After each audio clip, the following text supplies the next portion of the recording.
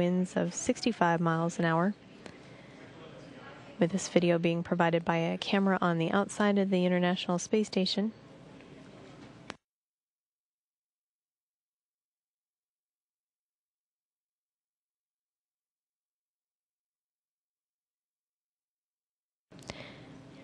Actually, this was video recorded from inside the station, looking out a window at the Earth, as the crew members are able to do periodically and are also helped out with identifying areas of interest by the team on the ground.